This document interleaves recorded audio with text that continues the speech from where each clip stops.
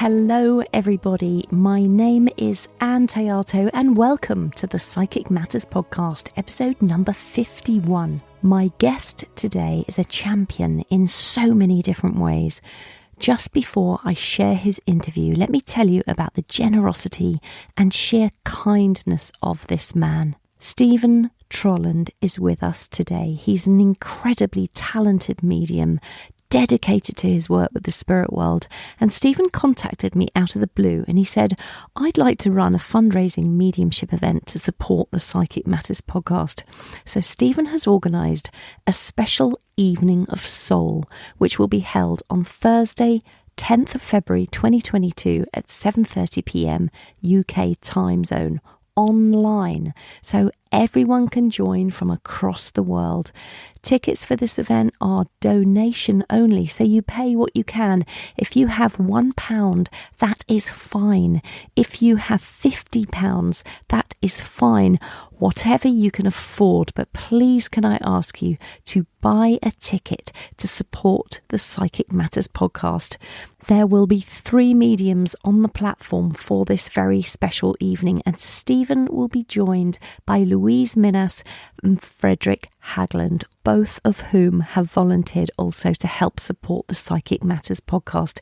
And we're incredibly lucky to have their joint support. So please can I ask you, dear listener, to support the show, purchase a ticket and show just how much you care about the work we're all doing here to share our knowledge with the world. To get your ticket, go to www.simplyspiritconnections.com/events. That's simplyspiritconnections.com/events. Thank you so much. Meanwhile, settle back and prepare to hear the most amazing stories of dedication, determination and sheer passion that has made Stephen Trolland a master of snowboarding and a British champion. I have a very exciting guest for you in the studio today. We are joined by Stephen Trolland. He is an ex-British snowboarding champion. He's taken 6 podiums and 2 British titles. And you're probably thinking, why are you interviewing a snowboarding champion, Anne? What's going on? Well, he is a psychic medium. Steve Trolland, CSNU. Welcome to Psychic Matters. Thank you. It's a privilege to be here. Oh, it's great to have you here, Steve. Let's begin with the snowboarding because I want to hear all about it. I know that I've heard you're this wonderful snowboarding champion. You've got these lovely trophies and titles and things and this really exciting snowboarding career, but I don't know anything about it. So tell us everything. Oh, where do I start? Because it's been such a long journey, emotional journey of really, in some ways, finding out who I am as well. Well, first of all, I live in the beautiful Highlands of Scotland, right next to a ski resort, which is just 9 miles up the road from me. So I kind of worked up there for a good few years, working at the toes and stuff. But skiing was a passion for me until I put on the snowboard. And then I started getting more compliments on the snowboard than I did on the skis. So from there, just 1 year, the Scottish Championships came to Cairngorms. I didn't even think about competition before. And so I thought I would enter just for the fun of it. And there is a skill of going round gates and say like a slalom or giant slalom. And I just tried it. So the first run, I got to the bottom and I came 3rd overall in the first run. In the second run, I blew out of the course. So there was a lot of pressure built up on the board, but it's kind of like just spat me out of the course. But luckily, there was the border cross. And then in the border cross, there's 6 people that go down at a time, all racing for the same line, going over jumps and bumps and round berms and things like that, where I managed to come 2nd overall in that. And for the rest of the season, there was a few more competitions like memorial events and the instructor races and so on, and I won all of them. So that was the start, the catalyst, if you like. It just gave me more thirst to just want to do well. I found my passion in life, you know. So how did you start then? Did you learn how to ski from a tiny child, or how did you begin? Well, living in the Highlands, in primary school at the time, we managed to get the option to go skiing with the school, and that was as once every 2 weeks. But that was weather dependent as well. And you could go up skiing. It was brilliant. I just loved it. And we had an instructor there. I think that was the only lessons that I ever had way back then. I remember I used to be able to get on the workers' bus, because I had friends that worked up there, and managed to get onto the workers' bus, so get up really early and get a free ticket. And the night before, I would always phone my cousin Billy, because I was quite young then, you know. And I'd phone my cousin Billy, because my mum would always say, "You're only going if Billy's going." So I'd phone up Billy. And the thing is, I didn't phone Billy at all. I just pressed the numbers and I pretended I was on the phone to Billy, and he says, "Okay, I'll see you tomorrow." So I sneaked up the hill, up to the Cairngorms, if you can look at it like that. That's hilarious that you just pretended that you were on the phone. Because mums always used to say that, didn't they? You can only go if so-and-so's going, he'll look after you. Yeah. But from there, even the snowboarding, I remember I used to work in kitchens for years. I used to work in kitchens as a kitchen porter, and on a split shift, I finished at 2:00, and I would have my bike and my board and everything ready at the kitchen. So as soon as I finished work, I'd get all my gear on, carry my board and cycle a mile to the end of the road, and then put my thumb out and hitch it to get up the Cairngorms. And sometimes I would only get like 2 runs, but it's just that feeling of even just going up the toe, there was just something where it just felt like me, and the exhilaration of just being so high up in the mountains, and just the board was a part of me. And then there was a couple of times that I was late for work, getting back again, because I had to hitch it back down the hill, get my bike, and I remember one time I had a flat tire, so I was really late. But that's how passionate I was about it, or is about it. Yeah, so it was just in your blood from a child. What a lovely thing to have, to be able to go skiing as a youngster, as part of your school curriculum. Yeah. There wasn't any exams on it or anything like that, but it was just part of the school. That was good. And I think they still do it. So fantastic for the young people. So how then, Steve, did you get to enter a championship competition? How did that happen? So obviously you've got this passion. It's just so in your veins. And then how did you make that next step? I found out through a friend that received a letter saying that I had been nominated, or should I say, been selected to be on the Scottish squad. And I didn't receive any letter. But my friend gave me the letter. And so from there, I don't know, I didn't even know what I was doing. I didn't even know what a portfolio was. I just had it in me, and I thought, I'm going to phone the newspaper. And they were really interested in getting my story and about it. And they got some good photos of me snowboarding. And I remember I used to do somersaults and all those silly things. And I'm aching bones now because of it all. But from there, I just started creating this portfolio. And the whole village got together, Aviemore, and they created fundraising events for me, like auctions and fun days, to try and create funding to be able to get me to go over to Europe, which is what we did. But it was quite difficult at times because they were so good at creating a good amount of money. But see, to get a new snowboard, for example, it costs like hundreds of pounds. And even just to get the wax to go on the board, the good wax, that cost hundreds as well. And then you got all the travel, it cost thousands. And still I had to try and find sponsorship, more sponsorship. That's when I was going through difficult times, because I spent a lot of the money getting my equipment and so on, but I didn't have enough money to go away. So I was spending more money on creating more portfolios so I could send them out. And eventually there was a cafe called Cafe Mambo's in Aviemore, and the Old Bridge Inn helped me.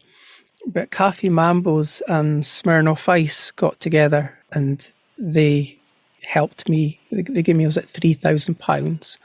That was the second season, actually. But that's what I had to go away.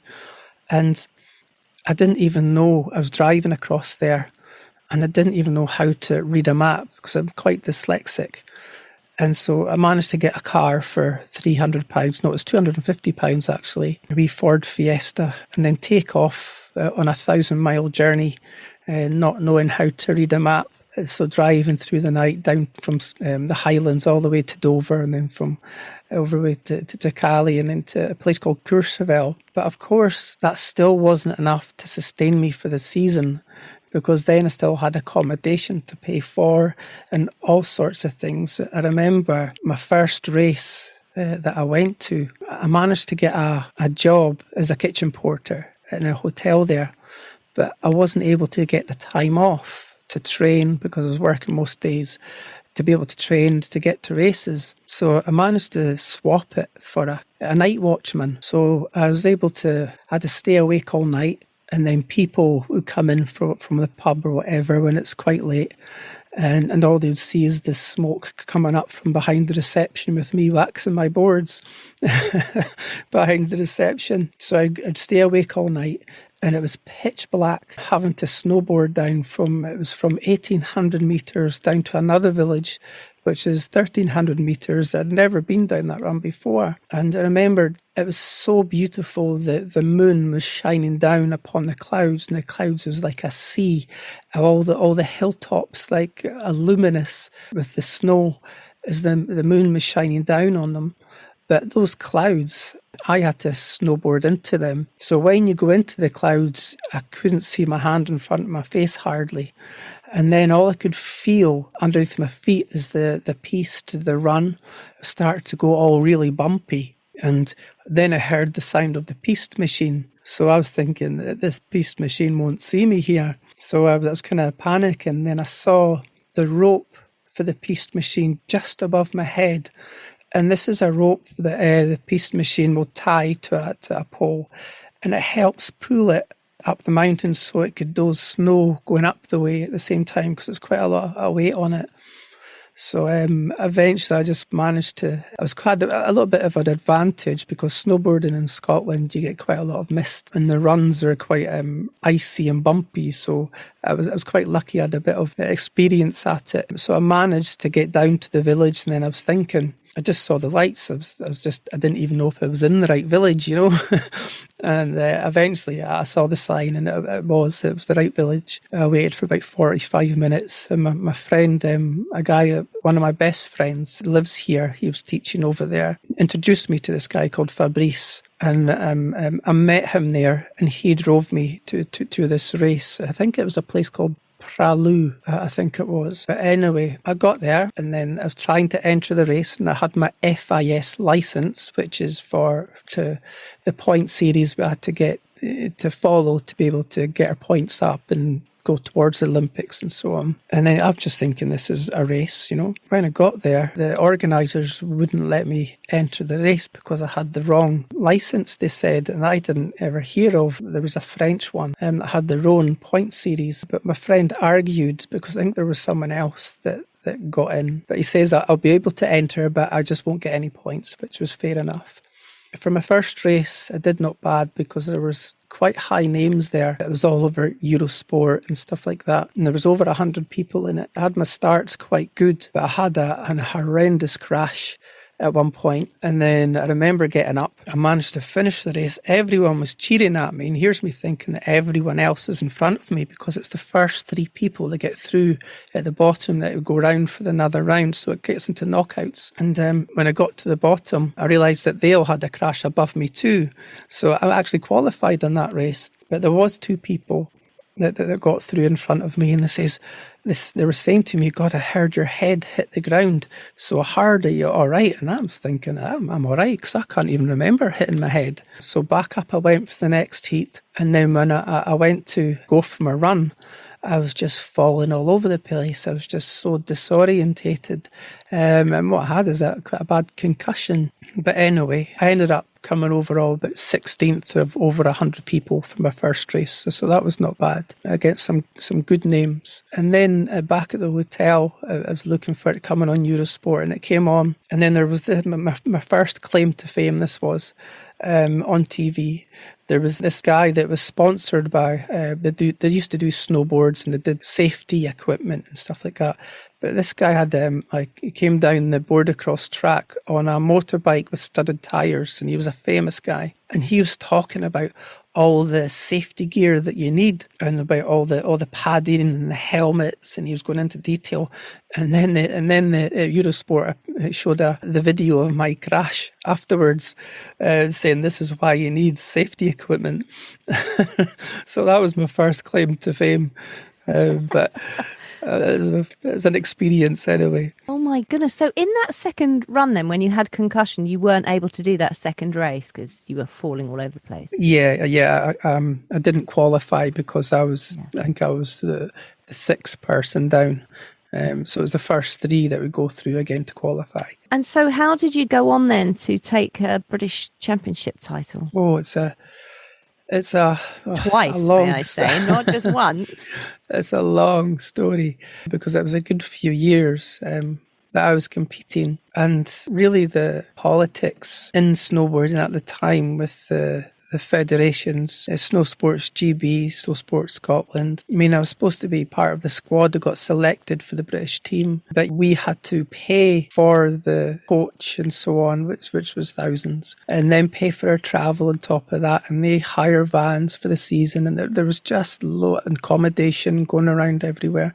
There was just a phenomenal amount of money. But again, I was lucky enough to get sponsors and things, but I was always on a shoelace. And one time with my car at the end of the season, my car was in the garage, and the garage was just about to close in a couple of days so he could go and so he could have his holidays because he's been busy all season, you know. And I didn't have any money to get my car out or even get home because a sponsor that was supposed to be sponsoring me didn't put anything in. And they kept saying they did, but they didn't. It was a bit of a chancer, really. But I ended up managing to sell my boards that I had, and I got enough money to get my car out the garage and drive home back to Scotland again. So it was always on a shoestring, always. But I just had so much love and support from a home village then. So the British Champs it was just the title of the British Championship. So there wasn't any points in it, which I wanted to argue because, say, like in skiing,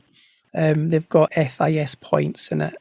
And what they can do then is invite someone of a different country into the race, someone that's got lots of points. So all those points that person's got means that it's a higher point, a race that's got higher points in it when there's a rider there that's got loads of points. And then that points will get divided out through their rankings in the race. So if they can do it with skiing, I thought, why can't they do it with snowboarding? Because Britain would have such a higher ranking as well.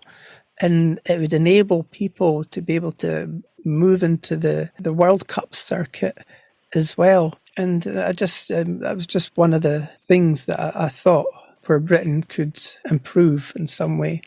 I had members of Parliament helping me as well. I had press releases as I was on the news and all sorts of things, because one time as well, and this is when I had the British Championship, so I'm going around the houses here, but I'll get back to it. And this is when I had the British title, is I had the British title, but I had no money or anything to get back to France, to get back in the team, to compete, and so on. And the love and the support of the village. I had an anonymous, I'll keep this person anonymous because he asked to be like that.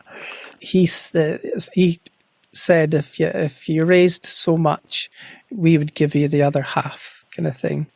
And this guy is he's quite a famous guy, and he's got a motto of if you're going to help someone, don't give them a fish, give them a fishing rod. You see, so this is why he says if you go out and find it, I'll give you the other half.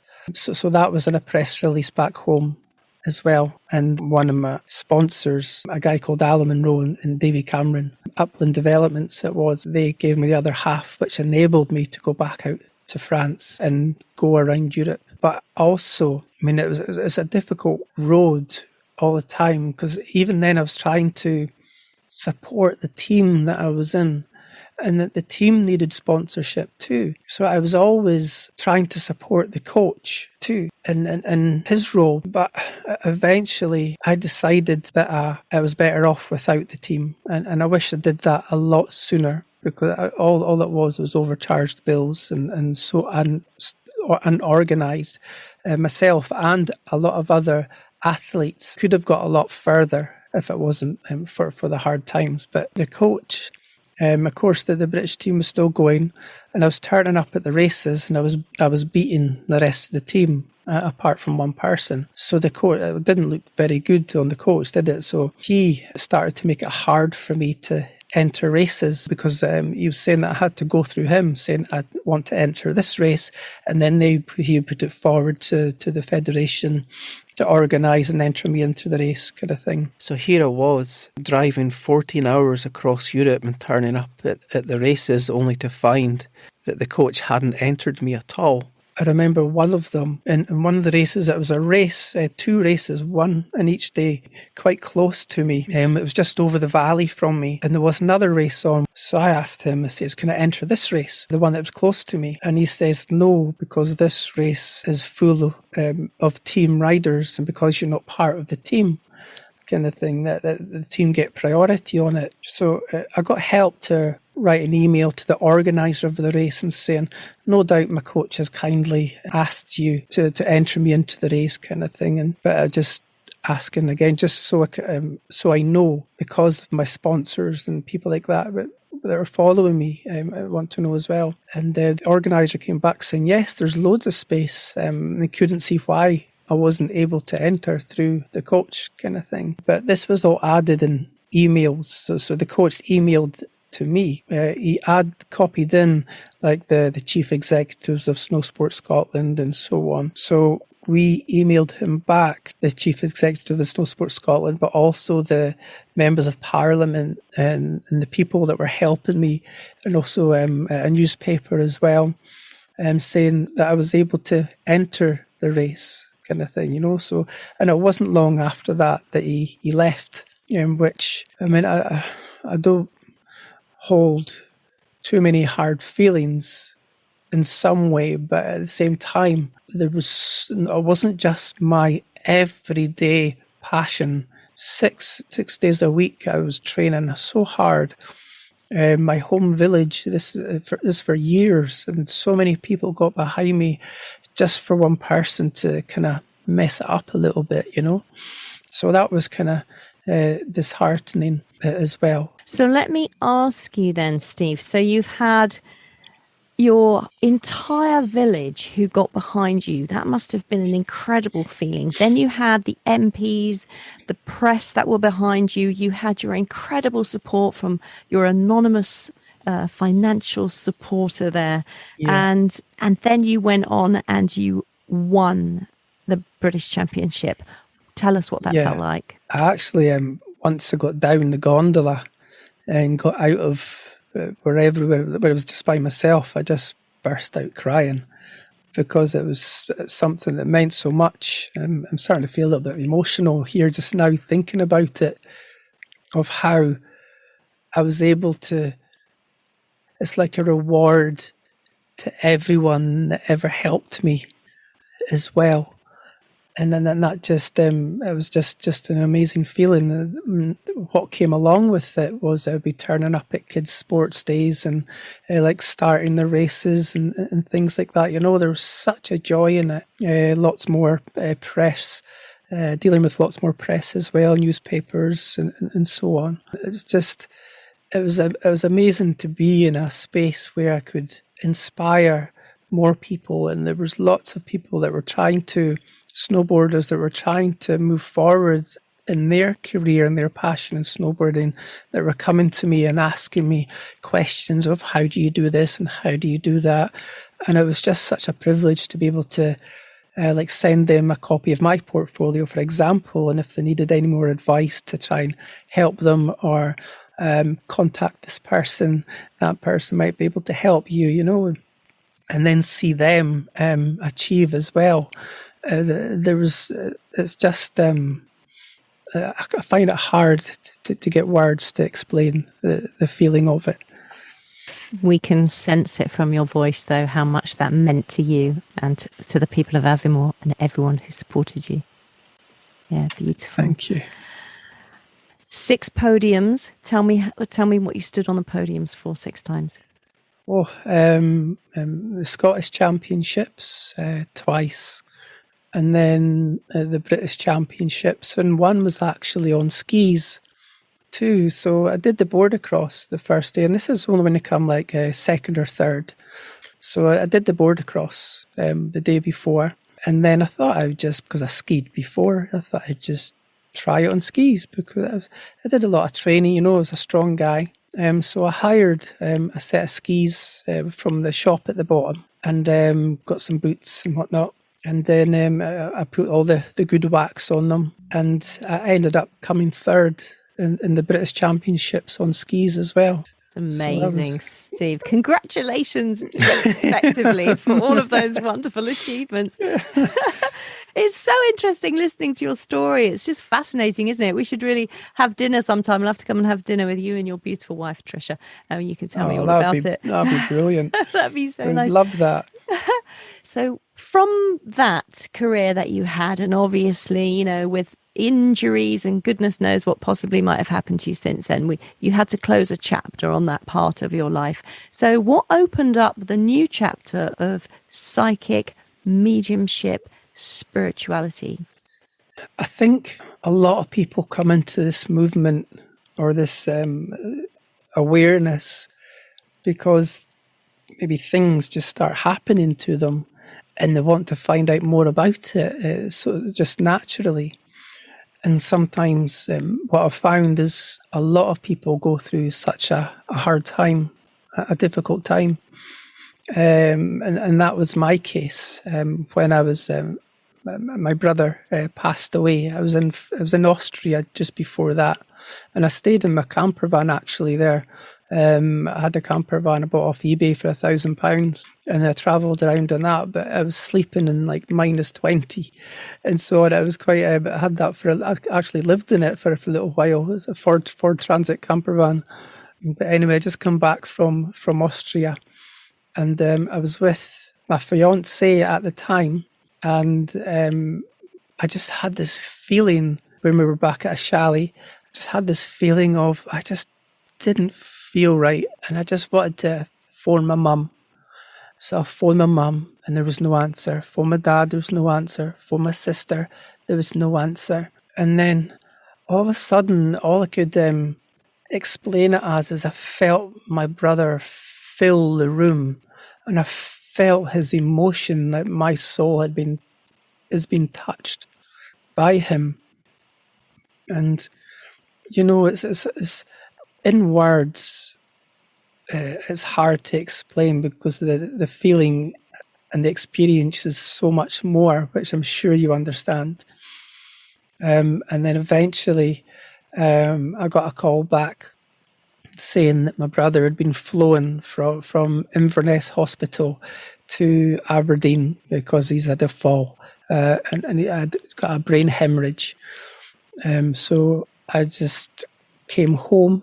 I spent my sponsorship money and all that to get a flight home the next day. And then I just sat by his bed for 2 days until eventually the life support machines got switched off. So that's kind of how that was the catalyst for it.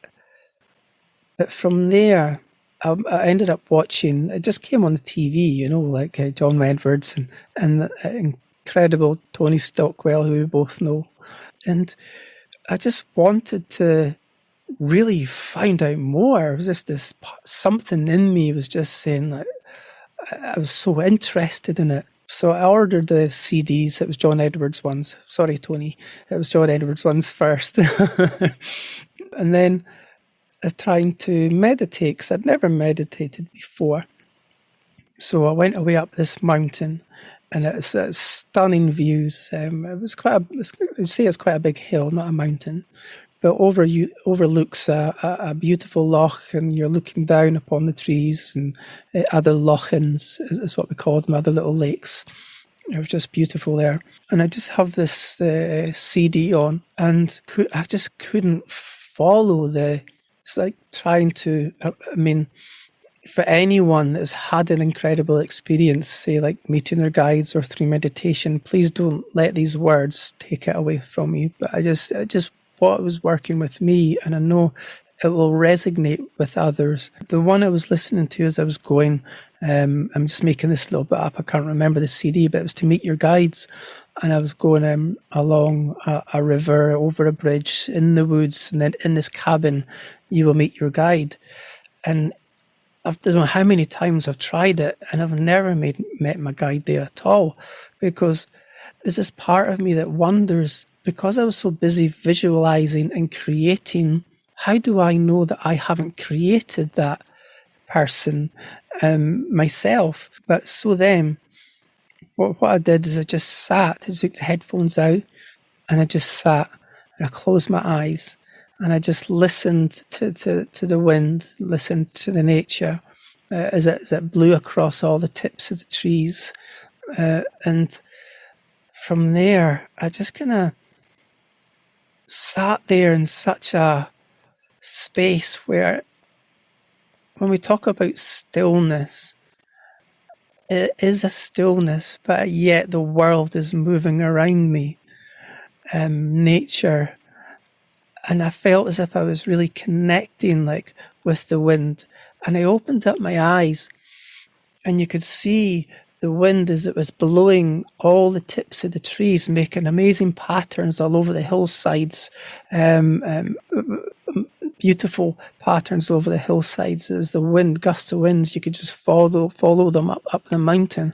And I just felt so much part of it.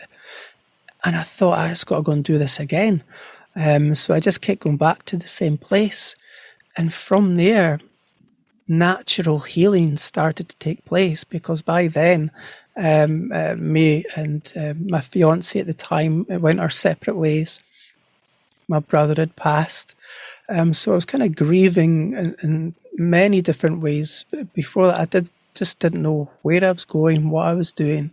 I was in such of a emotional turmoil, if I could explain it in the way as it's an emotion and a heaviness that completely consumes every part of your being, and you just physically tired, exhausted, and just the world was just so hard. And I remember going through those times. I tried to continue with my snowboarding, so I went back to France. And at the end of the season, I was doing my instructor's courses, because I've got I've got the highest qualification to teach snowboarding now. But while I was doing that, I just remember looking down the mountain and thinking, if I just snowboarded off that cliff, it would all be over. And I'm so glad that I didn't, because now I know it wouldn't have been over. That life still lives, you see. The only thing that stopped me doing something silly like that is that I couldn't put all those that have supported me, my family, my mum, everyone, through the same thing as what happened to my brother. I couldn't put them through that again. And I think that's the only thing that saved me. But through sitting in the presence of what was natural healing took place. That sensitivity started to strengthen. And then this was before I went to the college for the first time, the Arthur Findlay College. I was listening to Tony Stockwell's CD this time, and it was called Healing the Wounded Soul.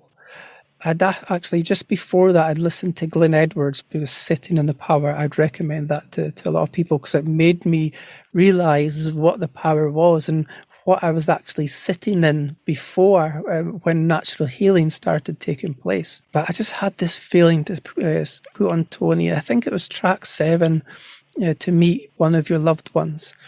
And at that time, I just remember Tony's voice just kind of disappearing to the background, as if it was just faint. It wasn't in my experience in some way. And I felt my brother come close. And from there, the closeness is, again, I have absolutely no words that would bring about the reality of that experience of being so close as two souls were one. And the tears that came through me was his tears. It's like we cried together with the emotional bond, and it was so close where a conversation wasn't even needed. Usually when you see someone, you would think, how are you, kind of thing, or want to speak to them in some way. But within that moment, nothing was needed. Everything within the presence of my own soul and my own brother being completely at one was all that was ever needed at that time. And then he started to withdraw after a certain period of time. And that's when the conversation of minds started to take place. And I saw my nephew, my sister, I saw a rubber duck, and then I saw football. And I'm thinking, well, what? I know my sister is quite open to this, so she wouldn't think I was mad, you see. So I went and sent her a wee message. And she said that my nephew had just finished playing with his favourite rubber duck in the bath and now sitting watching football with his dad.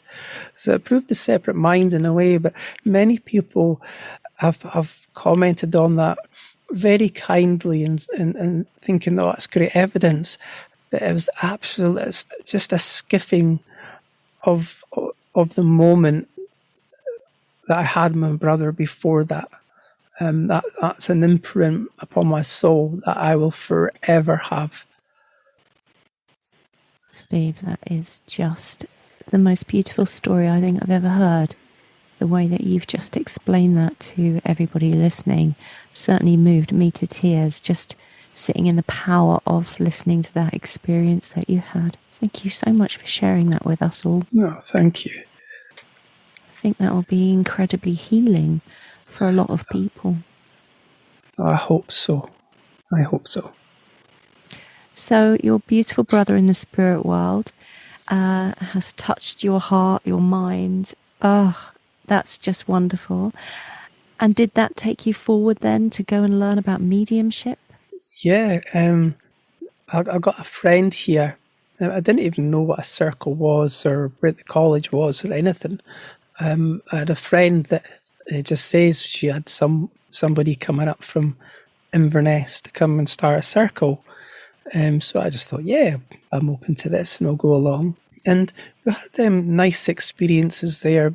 It didn't quite fulfill me, but it was fulfilling in some way. You see, it didn't feel, it was all right. I don't want to put any experiences down, because there was nice experience. I mean, being with such close friends, and we know within the harmony of friendship is the strength within a demonstration, within a private reading, the spirit world need. But the same lady that took the circle for us, I just decided to go and say hello one time in Inverness, and she said that the Spiritualist Church is on tonight. I didn't have a clue what the Spiritualist Church was, and I went there. I sat down, and there was a really nice lady next to me, and was talking away. And I watched the medium work, and I just the inner yearning that I had of I just want to know more, and I just how does this work? I'm just so fascinated. And the lady went to go and speak to the person on the chair, one of the chair people, and from there I got invited into the circle, and the circle leader from there kind of made me aware of the Arthur Findlay College. I didn't have a clue. I was working at the time, gardening for the Highland Council, and of course I needed time off so I could go to the college. And then where am I going to get the money also? But the credit card came in handy, and I didn't have a clue how I was going to get the time off, but I just did it. I just felt right. And then I wasn't long afterwards is when all the injuries that I had from snowboarding started to take a little bit of toll on my back, and it ended up having to take a little bit of time off work, and it ended up being the right time for the college was on. And see, at that course, it was Tony's course, it was called Embrace the Spirit. I'd always remember that first one because being through such an emotional beauty of bringing about the reality of the spirit world within that space. It was something that, and then also to the heights of laughter. If you think of the range of emotions that you could go through with such beauty and joy, happiness, laughter, that was one. I remember being in, this is when I'm starting to, I realise more so is the naturalness within mediumship is what I'm starting to investigate even more so now. Because in the class, at school, I was terrible trying to listen because I would always go off in these daydreams. And of course, the tutor was talking at the college, and there was a good few people in the class. And of course, I'm going away off in this daydream again, as I do these daydreams. But within this daydream, now I know it's an altered state of consciousness. And within that space, if you think about a dream or a daydream, you can have feelings, emotions, and so on. And I was getting all this feelings and emotions. I can't even remember what it was about because it was just like a passing thought. And then what happened is that all I heard is, Stephen, you could go first. Of course, I didn't have a clue what the exercise was, but I stood up and he says, I've just got to share this. And what I shared was actually the exercise of what she was talking about, although I didn't even hear it. So it shows there's that other part of us listening. And if we're ever able to listen to that part, you see, our journey into mediumship, and even just to be fulfilling our soul, is the meeting space, which is of our own spirit and which is our soul. That sensitivity, where all that is, clear hearing, clear knowing, whatever you want to call it, it's the meeting place between us and the spirit world. And I just remember that one experience there. And of course there was friends that I met there, and there was a place called Haffany Coed. I don't know if I'm saying that right, but it's in Wales. And I went there to meet my friends and so on, again off my camper van like I did in my snowboarding, spending the last of my money that I ever had. And there I remember having the experience as I sat down in my room, and I just go off in this daydream again. But then I felt a little girl there. And then from there, I didn't consciously, the experience that I know now, I didn't consciously say, how old are you? What colour of hair do you have? All these things. For some reason, I knew she had blonde hair. I knew she was 4 years old. I knew she wanted to speak to her father. Now, looking back at that, the real conversation is happening from spirit to spirit, our spirit to their spirit, where now I realise also that the conscious mind is simply the observer of an experience. And then, of course, I didn't feel ready to be in platform at all, but I got selected to go on the platform for a student demonstration. Well, actually, they invited some of the public in as well. So, of course, I'm so nervous. But again, that little girl came close, and I felt her when there was a specific song that was playing during the demonstration, and I ended up being with her father, and the feelings and the emotions that came with it certainly touched us all, fulfilling my soul at the same time. And then it wasn't until afterwards I was speaking to him, and he said, I felt her during that song, which was the same song. So if you think of that, the connection between me, him, and that little girl in the spirit was already there, and all I did is just stand up in that space and give what I got. Again, another beautiful story, and it explains so clearly how mediumship can touch our mind and how we are all connected as soul beings. Beautiful. Yeah. Thank you, Steve. So I know you've gone on to be a certificate holder of the Spiritualists National Union, and you are also a CSNU T for teacher.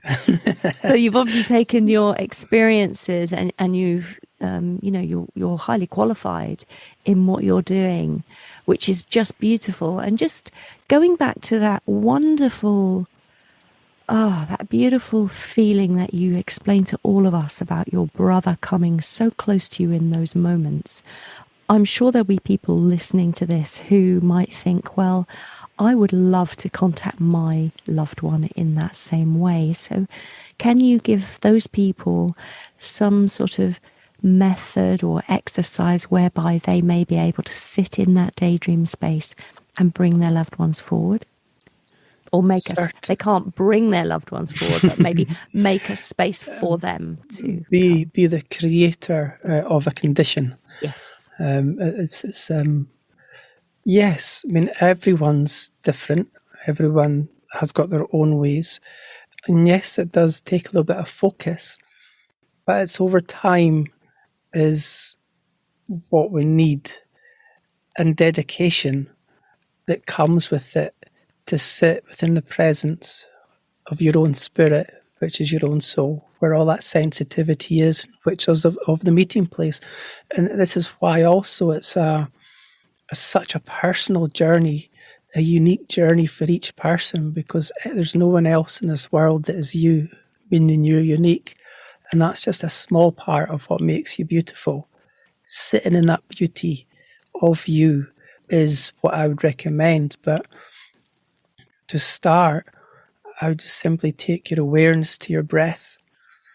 And it's hard not to try, because the conscious mind always wants to make it happen, but it's something that's been naturally around for hundreds of years since man touched this earth. So if it's something with natural, it's natural within you. And if you just give it that time of sitting, just listening to your breath, sometimes certain music can help stimulate emotions and move emotions. So I would say pick a song or music that suits you. It doesn't always have to be like meditation music. I've had many experiences with my brother and others just through a song, of feeling the emotion through a song, and through that words in the song, it's like their thoughts, their emotions has touched my soul. So sit, learn your art of surrender, and I would say concentrate upon your breath, as the breath is natural, and the breath is something that will naturally relax the physical body. So the more the physical body is relaxed, the less the brain and the logic mind has an impact upon the screen of the mind. Should I say physical thoughts has an impact upon the screen of the mind. And the more relaxed you are, the more opportunity your soul has to touch you. Sometimes when you come round afterwards, it's just a feeling of peace.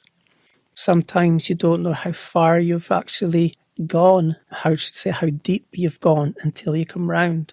What I'm saying is try not to try. And I would say also, I would recommend for everyone to find or create a home circle, even if it's just 2 people, but to sit for the altered states, not for the purpose of trance speaking or physical mediumship or anything like that, but just for the purpose of allowing your soul to take that journey and allowing those in the spirit world to get to know you. Because when we think of it in this life, we think, maybe, who's my guide? Or who are those in the spirit world? We want to go to them. I was contemplating this one time. Get to know your guides. I heard quite a lot, and it's not wrong. But I was contemplating this one time, and this is, again, unique to me, but it might touch some of you. Of when I was contemplating it, I felt, I'll call them friends. I felt one of my friends come close, inspire, if you like. And they said, it's not about you getting to know us. It's about you sitting with reverence and allowing us to get to know you, but within the power which is of the soul and within the blending. And as we get to know you, you'll become to know us. So it reveals itself in its own way, which is unique to you. And I would say celebrate that uniqueness of who you are, because within that uniqueness, there you are. Steve, thank you so much. Listening to your words, it's the oral equivalent of looking at a painting. It's just beautiful sitting, listening to you. Thank you. Thank you so much for coming onto the show and sharing your beautiful stories, your championship stories, your champion brother as well in spirit, who has come through and touched you so that you can come and touch us. And so we thank him very much for that. You better not thank him too much. He'll be getting a big head there. He always says he's the handsome one, you know. Bless his heart. And I know just before we go, there's a couple of other experiences that you just want to share with us. Just experiences when I was snowboarding again. Of course, it comes with its injuries. The first time I went to the British Champs is when I was actually working in that hotel as a night watchman. And there was a few people that were driving to the British Champs, which was in Austria. I didn't even know I had to go through Italy or wherever to get there. I just sat in the car and went because we could share the costs. And when I was there, it was Austria, it was Meyerhofen, the place was. I didn't even know where I was going to stay, but I was lucky enough that I come from a ski resort where I found friends there and I was able to crash on their floor for the time. But anyway, my friend, my good friend, Alan Baxter, he won a medal at the Olympics in skiing. He's quite famous at the time. He's been in school with him since primary one. But he came because he lived quite close by where he was training. And of course, I only had enough money to get my train back. And I didn't have any more money to pay for accommodation or anything like that. So he says, well, if you stay behind, we can just catch up. And I'll help. I'll give you a lift to the train station the next day. And I can help you with your train fare. So I thought, that's great. So I spent the rest of my money on my night's accommodation. And guess what happened the next morning? There was a power cut in the hotel where I was. And it was just like a little small hotel. Of course, the alarm was off. I slept in. I missed my lift. I was stranded in Austria. But I was actually stranded with a broken wrist because I crashed on that border cross. I had a broken wrist and my hip actually felt worse at the time. And I had to carry this massive bag, and it had like 3 or 4 different snowboards in it. There's hard boots, which is like ski boots. Then I had soft boots, my iron, all my wax, all my clothes, everything. And I had to carry all this with my bad hip and broken wrist. My friend, Leslie McKenna, she was able to take us to a train station. Her partner at the time, helped me with my train fare. And obviously I paid him back. I paid him back now. But anyway, he helped me back. But on that train journey, on the way home, my way back to France again, I didn't have any money for any food. I didn't have anything to drink or nothing. I couldn't use my phone because I didn't have any credit in it, because I had no money to put any credit in it. And I got to Geneva, I think it was Geneva. And the train from there to go to a place called, I can't remember, it's a little village. I knew to get my next train, Saint-Julien-en-Voix, I think it was the name of the place. I don't think much of my French, but I try. I ended up getting up from the table from where I was and carrying my bags, and I got out off the train. And then the length of the train that I had to run down to try and get the next train, because I was at the carriage way at the back. And all I heard is through the loudspeaker saying this train is about to leave. So I had to try and run all the length of this train with my broken wrist and my hip and carrying all these bags to catch the next one. And I caught the next one. But when I had to change trains again, the next train wasn't for another 6 hours. So I was sitting in this train station in the pitch black, and you could hear these kind of gangs, a lot of people, groups going around smashing bottles and things like that. I'm thinking, I'm not in a good place here. So I managed to speak to a train guard. He lent me his phone, and I tried to phone to try and get a lift back from someone, but I couldn't reach anyone. And he gave me this room to go in. So I locked the door and switched off all the lights so I could get the next train in the way back. But I was so happy to see my friends once I got back, so I could scrounge some food off them. Oh, poor thing. What hardships you've been through to be a champion. It's just, my goodness. And there's more. In my camper van again. This one was it was a place just beside St. and I went through Italy and I drove there. And of course, it was a really windy road because you're going up and over a pass when the pass is over the Alps. But on that race, I was doing quite well. I was doing really well. So I qualified, and I was, at that time, there was 4 people in the races then, instead of 6, because they'd changed the rules. So there was 4 people in the race, and I managed to get past 2 of them, and we're going over big, they're called rollers, so like big camel humps. And they'd be quite high, but so hitting them at speed can spit you in the air if you don't lift your knees up to you and suck them up enough.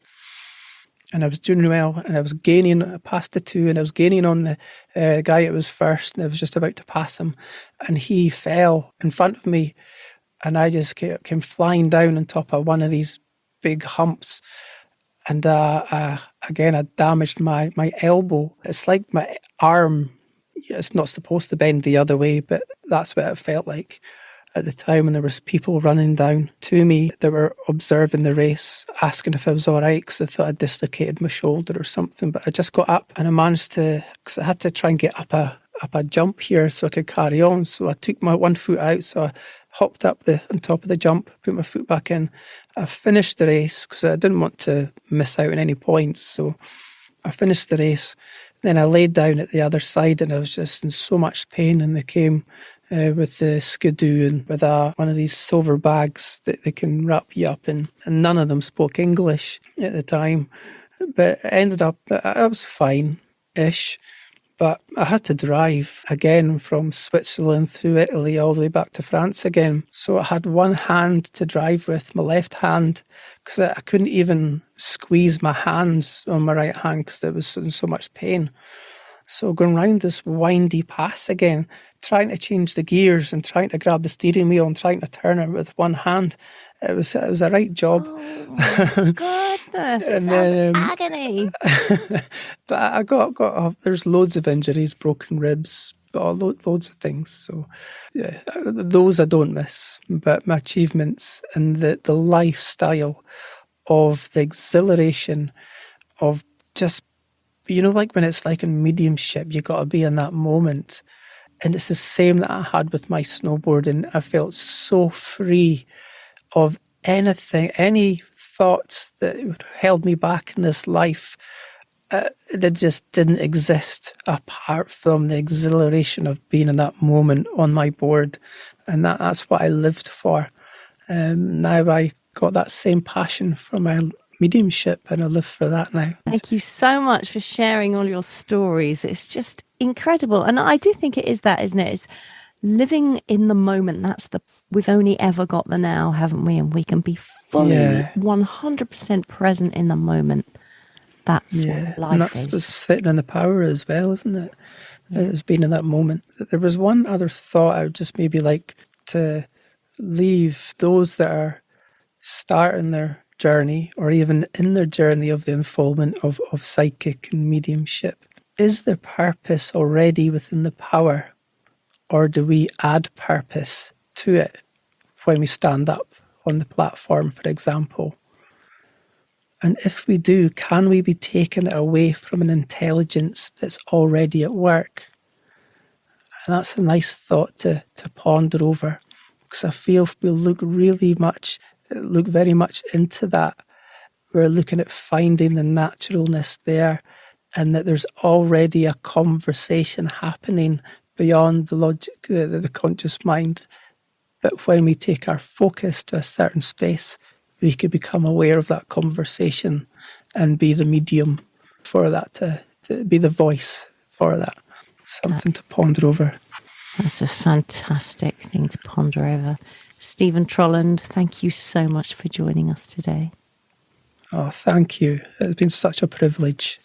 And just sharing these stories, that it just kind of brings it alive in me as well. And it's just fulfilling.